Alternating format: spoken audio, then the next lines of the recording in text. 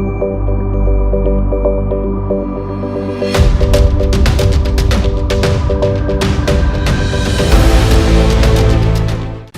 आप देख रहे हैं द एंगल न्यूज। मैं हूं आपके साथ दीपाली माथुर। खबरों की शुरुआत करते हैं हेडलाइंस के साथ। उद्योगों और युवाओं के लिए केंद्र सरकार जल्द ला सकती है प्रोत्साहन पैकेज, वित्त सचिव अजय भूषण ने दिए संकेत। प्रदेश में तेज हुआ गुर्जर आरक्षण आंदोलन, पीलूपुरा रेलवे ट्रैक पर बैठे आंदोलनकारी, यातायात हुआ प्रभावित। 6 शहरी सरकारों के लिए कल आएंगे चुनाव परिणाम। कांग्रेस और भाजपा के दिग्गज नेताओं की प्रतिष्ठा लगी दांव पर। राजधानी जयपुर में निकली कोरोना वॉरियर्स वाहन रैली, चिकित्सा मंत्री रघु शर्मा ने दिखाई हरी झंडी। केंद्र सरकार जल्द ही दूसरा प्रोत्साहन पैकेज ला सकती है। दरअसल कोरोना वायरस से देश में उद्योगों को उबारने और युवाओं को रोजगार मिले, इसके लिए सरकार दूसरा राहत पैकेज जल्द ही ला सकती है। वित्त सचिव अजय भूषण पांडे ने इसके संकेत दिए हैं। उन्होंने एक मीडिया एजेंसी से बात करते हुए बताया कि सरकार दूसरे प्रोत्साहन पैकेज पर काम कर रही है। उन्होंने बताया कि सरकार लगातार जमीनी स्तर तक स्थिति की निगरानी कर रही है, साथ ही अर्थव्यवस्था के किस क्षेत्र या आबादी के किस हिस्से को किस समय पर मदद मुहैया कराई जाए, इस पर काम कर रही है। उन्होंने कहा कि हम उद्योग निकायों, व्यापार संघों, विभिन्न मंत्रालयों से सुझाव लेते रहते हैं। कोरोना वायरस के दैनिक मामलों में एक बार फिर गिरावट दर्ज की गई है, जिससे वायरस का ग्राफ नीचे की ओर जा रहा है। पिछले 24 घंटों में कोरोना वायरस के 45,230 नए मामले सामने आए हैं। वहीं इस दौरान वायरस के कारण जान गंवाने वाले लोगों की संख्या 496 रही। देश में कोविड-19 से संक्रमित होने वाले कुल मरीजों की संख्या 82,29,313 है। वहीं देश में 75,44,798 मरीज संक्रमण मुक्त हुए हैं। कोरोना वायरस के कारण अब तक 1,22,607 लोगों की मौत हो चुकी है।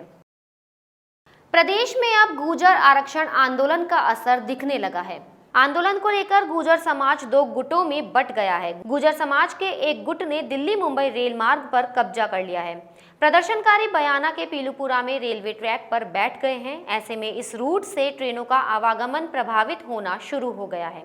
जयपुर सवाई माधोपुर के बीच संचालित होने वाली 17 ट्रेनों को डाइवर्ट किया गया है। प्रदर्शनकारियों ने हिंडौन में सड़क पर पेड़ डालकर मार्ग को अवरुद्ध किया। वहीं आगरा रूट पर चलने वाली सभी बसों के संचालन को बंद कर दिया गया है। कांग्रेस ने पंचायत समिति और जिला परिषद सदस्यों के चुनावों के लिए उम्मीदवारों के चयन के लिए एक बार फिर कवायद शुरू कर दी है। कांग्रेस के सभी 21 जिला पर्यवेक्षकों को पीसीसी चीफ ने 3 नवंबर से जिलों में जाकर बैठकें करने का टास्क दिया है। सभी पर्यवेक्षक जिलों में जाकर 3 नवंबर को बैठकें लेंगे। इन बैठकों में जिला परिषद और पंचायत समिति सदस्य उम्मीदवारों के नामों पर चर्चा होगी। इन बैठकों में प्रभारी मंत्री, पूर्व जिलाध्यक्ष, विधायक उम्मीदवार, सांसद उम्मीदवार और वरिष्ठ नेता मौजूद रहेंगे। प्रदेश भाजपा अध्यक्ष डॉक्टर सतीश पूनिया स्वास्थ्य कारणों के चलते गुरुग्राम स्थित मेदांता अस्पताल में भर्ती हुए हैं। बताया गया है कि वे चिकित्सकों की सलाह पर कुछ सामान्य जांचों के सिलसिले में भर्ती हुए हैं। खुद पूनिया ने अपना स्वास्थ्य नासाज होने की जानकारी सोशल मीडिया के जरिए दी है। डॉक्टर पूनिया ने एक ट्वीट करते हुए बताया कि वे कुछ दिनों के लिए मोबाइल और व्यक्तिगत रूप से किसी से भी नहीं मिल सकेंगे। इसके पीछे उन्होंने पूर्व में कोविड-19 से संक्रमित होने का कारण बताया। संवाद केंद्र के नंबर जारी करते हुए उन्होंने कहा कि कार्यकर्ता और आमजन कुछ दिनों के लिए इन पर संपर्क कर सकते हैं। पूनिया ने जल्द स्वस्थ होकर फिर से नियमित कामकाज संभालने और मुलाकातें करने की भी बात कही। जयपुर हेरिटेज, जयपुर ग्रेटर सहित 6 नगर निगमों में चुनाव के बाद अब सभी को परिणाम का इंतजार है। 6 नगर निगमों में किसकी शहरी सरकार बनेगी, ये मंगलवार को परिणाम जारी होने के बाद साफ हो जाएगा। नगर निगम चुनाव में भाजपा कांग्रेस के कई दिग्गजों की प्रतिष्ठा दांव पर है। नगर निगमों में पार्षदों के चुनाव के परिणाम जारी होने के बाद 4 नवंबर से महापौर और उप महापौर के चुनाव की प्रक्रिया शुरू होगी। गौरतलब है कि जयपुर हेरिटेज, जयपुर ग्रेटर, कोटा उत्तर दक्षिण और जोधपुर उत्तर दक्षिण के 560 वार्डों के लिए 2 चरणों में मतदान हुआ है। नगर निगम चुनाव के परिणाम जारी होने के बाद 4 नवंबर से महापौर और उप महापौर की चुनाव प्रक्रिया शुरू होगी। राजधानी जयपुर में कोरोना वॉरियर्स की वाहन रैली निकाली गई है। चिकित्सा मंत्री डॉक्टर रघु शर्मा ने रामनिवास बाग से रैली को हरी झंडी दिखाकर रवाना किया। कार्यक्रम के विशिष्ट अतिथि चिकित्सा राज्य मंत्री डॉक्टर सुभाष गर्ग थे।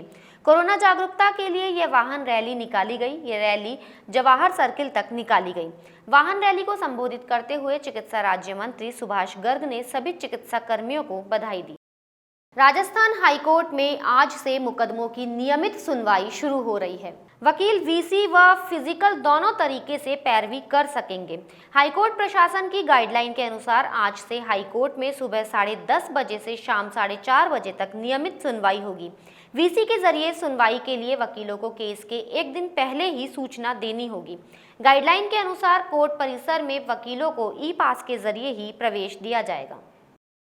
यदि सब कुछ सही रहा तो दिवाली तक राजधानी को रेलवे की ओर से बड़ी सौगात मिल सकती है। जयपुर से जल्द ही इलेक्ट्रिक ट्रेनें दौड़ने लगेंगी। कनकपुरा से बस्सी के बीच चल रहा काम भी पूरा हो गया है। इसके बाद ही जयपुर से बस्सी के बीच इंजन का ट्रायल हुआ। 125 साल में ये पहला मौका था जब जयपुर रेलवे स्टेशन से कोई इलेक्ट्रिक इंजन रवाना हुआ। उधर रेलवे अधिकारियों के मुताबिक ट्रायल की सफलता के बाद यहां CRS इंस्पेक्शन की भी तैयारियां शुरू हो गई। उन्होंने कहा कि विद्युतीकृत ट्रेनें शुरू होने से न केवल यात्रियों को फायदा होगा बल्कि लंबी दूरी की ट्रेनों के इंजन बदलने की समस्या भी खत्म हो जाएगी। साथ ही पर्यावरण संरक्षण में भी सहायता मिलेगी। साथ ही लाखों के डीजल की भी बचत होगी। अगर आपको हमारा वीडियो पसंद आया हो तो हमारे चैनल को लाइक, शेयर और सब्सक्राइब जरूर करें। धन्यवाद।